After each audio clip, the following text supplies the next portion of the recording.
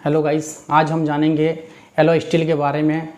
Steel में इच्छानुसार गुण लाने के लिए कार्बन के अतिरिक्त दूसरे मिश्रण तत्व एलॉइंग एलिमेंट मिलाने से जो स्टील तैयार होती है उसको बोलते हैं हम एलॉय स्टील। इनके मिलने से कई प्रकार के एलॉय स्टील तैयार होते हैं और इनको कार्य के अनुसार हम लोग उपयोग में लाते हैं। प्राप्त होते हैं, जैसे निकल स्टील हो गया, क्रोमियम स्टील हो गया, वेनेडियम स्टील हो गया। ये निकल है, क्रोमियम है, वेनेडियम है, कोबाल्ट है और टंगस्टन है, ये सब हैं एलॉइंग एलिमेंट हैं। इनको जब स्टील के साथ मिलाया जाता है तो ये एलॉय इस्पात बनाते हैं।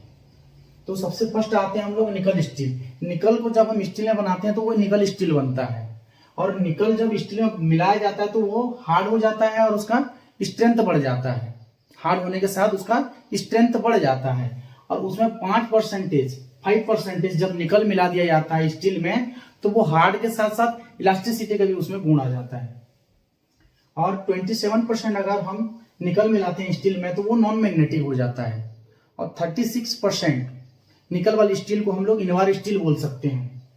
और इसके जो यूज रहते हैं निकल स्टील के, वो प्रिसीजन इंस्ट्रूमेंट, सूक्ष्म मापी यंत्र, जैसे आपके वर्नियर कैलिपर्स हो गए, माइक्रोमीटर हो गए, inside micrometer, outside micrometer, height gauge, depth gauge, ये सब प्रिसीजन इंस्ट्रूमेंट में आते हैं। और इसमें निकल स्टील में कार्बन की मात्रा जो होती है 0.2 से 0.7 तक होती है। अब हम आते हैं क्रोमियम स्टील। क्रोमियम, जब क्रोमियम को स्टील में मिलाया जाता तो ये भी वैसे क्रोमियम स्टील बनता है, एलॉय इस्पात बनता है, एलॉय स्टील। तो जब इसको मिलाया जाता है इसमें तो इसमें स्ट्रेंथ और टफनेस बढ़ता है।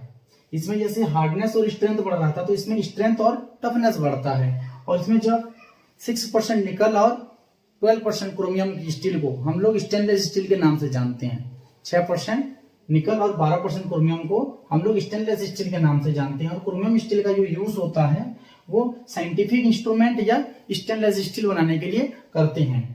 थर्ड आता है वेनेडियम स्टील। वेनेडियम और स्टील को जब हम मिलाते हैं तो वो वेनेडियम स्टील बनता है, और इसका जो यूज होता है मैक्सिमम, ये जब मिलाते हैं तो ये टफनेस बढ़ जाता है, इसमें टफनेस बढ़ जाता है।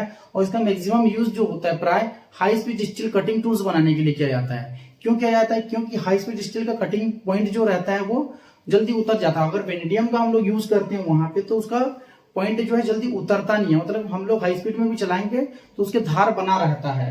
तो इसीलिए इसका वेनेडियम का यूज जो है high speed steel cutting tools में किया जाता है, और इसका यूज जो होता है स्पिनर बनाने के लिए भी किया जाता है।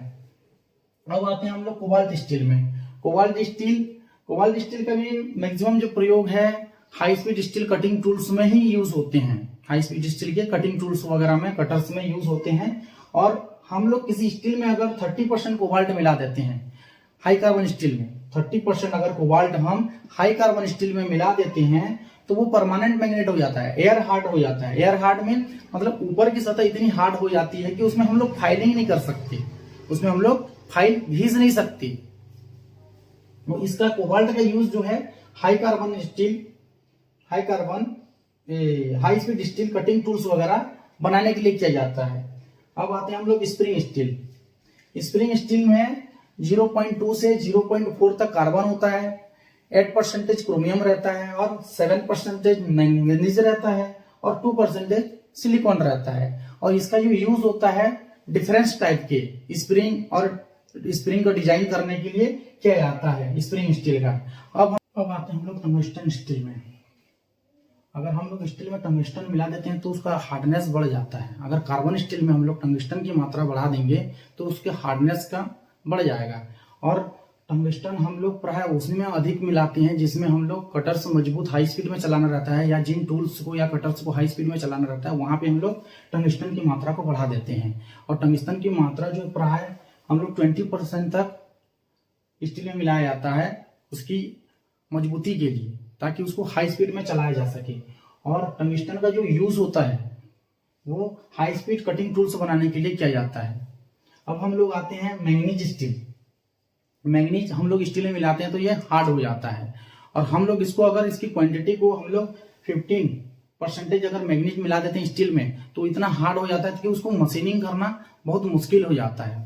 और इसके जो मैंगनीज स्टील का यूज होते हैं बड़े साइज के कटिंग टूल्स वगैरह बनाने के लिए किए जाते हैं। अब हम लोग आते हैं हाई स्पीड स्टील, HSS जिसको बोलते हैं HSS हाई स्पीड स्टील,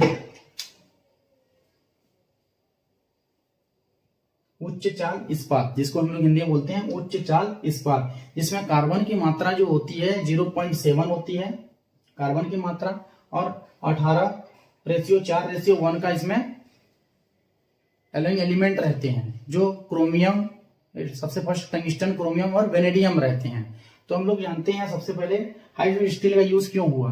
हम लोग हाई कार्बन स्टील का जब हम लोग यूज करते थे, हाई कार्बन स्टील का जब हम यूज करते थे, उसको हाई आरपीएम वगैरह में चलाते थे, हाई स्पीड में चलाते थे, तो वो बार बार घिसने लगता है, बार बार वो घिसने लगता है, वो ब्लंट हो जाता है। तो उसको हम लोग बार बार हम लोग को ग्राइंड करना पड़ता है उसको धार लाने के लिए। तो बार बार हम लोग ग्राइंडिंग करते हैं तो उसके धार उतर जाते हैं, उसके धार बार बार उतरते हैं, बार बार हम लोग चढ़ा रहे हैं उसको, बार बार ग्राइंडिंग कर रहे हैं, तो उसका टेम्पर जो है उतर जाता है। टेम्पर उतरने के कारण वो कोई काम का नहीं रहता, वो जो टूल्स हैं वो कोई काम के नहीं रहते हैं। तो हम लोग को ऐसा महसूस हुआ कि वो हाई स्पीड स्टील बनाया जाए, तो उसमें कुछ एलोइंग एलिमेंट मिलाया जाए, हाई कार्बन स्टील में कुछ एलोइंग एलिमेंट मिलाया जाए, तो वो high carbon high speed steel बनाया जाए। तो उसमें हम लोग क्या किए, टंगस्टन, क्रोमियम और वेनेडियम उसमें मिलाया गया, जिसमें टंगस्टन का जो रेशियो है 18:4:1 का है, मतलब 18% क्रोमियम टंगस्टन रहेगा, 18% टंगस्टन रहेगा, 4% क्रोमियम रहेगा और 1% वेनेडियम रहेगा। वो स्टील कहलाएगा हाई स्पीड स्टील। ये high speed steel alloy steel है जो कहलाएगा। और इसमें कभी कभी हम लोग हाई स्पीड क्वालिटी में सुधार लाने के लिए 4% कोबाल्ट भी मिलाया जाता है, 4% कोबाल्ट मिलाया जाता है। ये कोबाल्ट तब मिलाया जाता है हम लोगों को जब हाई स्पीड क्वालिटी में सुधार लाना रहता है, तब कोबाल्ट मिलाया जाता है। और ये जो है 18:4:1, ये जो रेशियो वाली इस कंपोजिशन वाली जो टूल्स हैं, हाई स्पीड स्टील के टूल हैं, ये जो यूज होते हैं लेथ मशीन, शेपर मशीन और प्लेनर मशीन के ड्रिल्स और कटर्स बनाने के लिए यूज होते हैं। तो ये थे हमारे एलॉय इस्पात, एलॉय स्टील।